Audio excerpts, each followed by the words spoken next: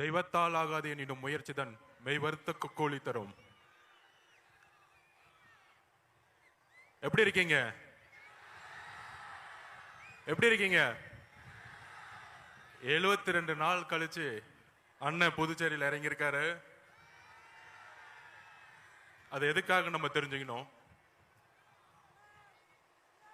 கிட்டத்தட்ட கரூர் சம்பவத்துக்கு அப்புறம் முக்கியமா நான் இங்க சொல்றேன், இங்க இருக்க காவல்துறைக்கு ஒரு மிகுந்த கரவொலியோட நம்ம நன்றி சொல்லணும். மிகுந்த கரவொலி. இத பார்த்து சிஎம் சார் தமிழ்நாட்டு தான் வந்து காவல்துறையில சட்டம் ஒழுங்கு சரின்னு சொல்றீங்களே, கொஞ்சம் தெரிஞ்சுக்கோங்க. ஒரு சின்ன மாநிலம் புதுச்சேரின்னு சொல்றீங்களே, இந்தியாவுக்கே இந்த காவல்துறை ஒரு முன்னுதாரணமாக இருந்துகிட்டு இருக்கு. காவல்துறை மட்டுமல்ல, இங்க இருக்கக்கூடிய ஒட்டுமொத்த மக்களும், இங்க இருக்க முதலமைச்சர் அவர்களுக்கும் எங்களோட நன்றியை நாங்க தெரிவிச்சுக்கிறோம். இப்படி ஒரு பாதுகாப்பையும் இப்படி ஒரு மக்கள் பாதுகாப்பையும் தமிழ்நாட்டில் இதுவரைக்கும் தமிழக வெற்றி கழகத்துடைய தலைவர் பயணத்தில் கொடுத்ததே கிடையாது. அதனால சிஎம் சார் உங்க அரசியல் எல்லாம் தூக்கி போட்டு தைரியமா தைரியமா எங்க அண்ணன் சொல்ற மாதிரி, எங்க தலைவர் விஜய் அவர்கள் சொல்ற மாதிரி, தில்லு இருந்தா தேர்தல்ல மோதுங்க. காவல்துறையை வச்சுக்கிட்டு அரசை வச்சுக்கிட்டு பிரச்சாரம் பண்றத முடக்கிறதெல்லாம் முதல்ல நிப்பாட்டிட்டு, காத்த நிப்பாட்ட முடியுமா? வெள்ளத்தை நிப்பாட்ட முடியுமா? அதுதான் தமிழக வெற்றி கழகத்துடைய பிரச்சார பயணம் இன்றையிலிருந்து தொடங்கிருச்சு. ஏன் புதுச்சேரி அப்படின்னு ஒரு கேள்வி இங்க இருக்க எதிர்கட்சிகள்லாம் சொல்லிட்டு இருந்தாங்க, என்ன புதுச்சேரிக்கு வராரு? இதே மாதிரிதான் எம்ஜிஆர் கிட்ட கேட்டாங்க, நீங்க தமிழ்நாட்டில் முதலமைச்சர் ஆக வேண்டியதானே, ஏன் புதுச்சேரி வந்தீங்க அப்படின்னு. புதுச்சேரி மக்கள் ஒரு நல்ல ஆட்சி, ஒரு நல்ல கல்வி, ஒரு நல்ல போக்குவரத்து வசதி, ஒரு நல்ல மருத்துவம், இதுக்காக இன்னும் ஏங்கிட்டு இருக்காங்க.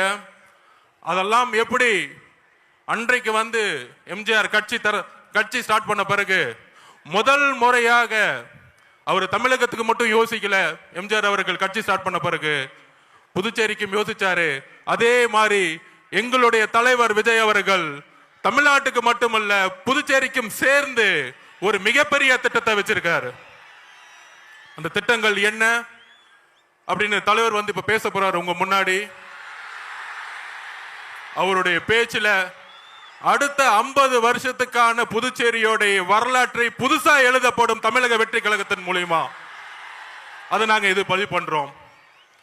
அதாவது ஃபர்ஸ்ட் ஒரு டோக்கன் போட்டு கூட்டத்தை மக்கள்ல விடணும்னு சொன்னாங்க. ஆனா இதே வந்து கிட்டத்தட்ட இங்க ஒரு 100 ஏக்கர் 200 ஏக்கர் தமிழக வெற்றி கழகத்தோடைய மாநாடு மதுரையில போட்டோம்.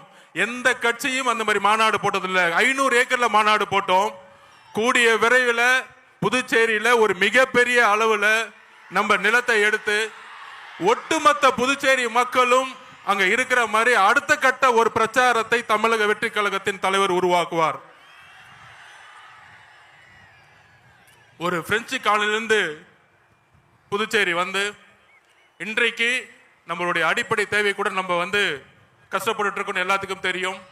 மாற்றம் வருமா அப்படின்னு இங்க இருக்கக்கூடிய இளைஞர்களுடைய ஒவ்வொரு முகமும் தெரியுது. மாற்றம் வருமா? எங்களுக்கு ஒரு வேலை வாய்ப்பு கிடைக்குமா? எங்களுக்கு ஒரு சிறந்த கல்வி கிடைக்குமா அப்படின்னு ஏக்கம். இந்த ஏக்கம் தான் இவ்வளவு பெரிய மக்கள் கூட்டத்தை இங்க உருவாக்கி இருக்கு. கண்டிப்பாக மிகப்பெரிய எழுச்சி 1970 உருவான மாதிரி நம்மளுடைய தலைவர் வரக்கூடிய தேர்தலில் தமிழகத்தின் முதலமைச்சராக உருவாகி பாண்டிச்சேரியிலையும் தமிழக வெற்றி கழகத்தின் முதல்வரை உருவாக்கி ஒரு மிகப்பெரிய ஒரு புதிய விஷயத்தை உருவாக்குவாரு. அதுக்கான திட்டங்கள், அதுக்கான மேனிஃபெஸ்டோ கூடிய விரைவில் வந்து நீங்க பாப்பீங்க. அதுக்கான எழுச்சி பயணமா நம்ம வந்து இன்றையிலிருந்து புதுச்சேரி, தமிழகம் மட்டுமல்ல புதுச்சேரி மக்களோட தமிழக வெற்றி கழகம் ஒரு பயணத்தை தொடங்குறது. அடுத்தது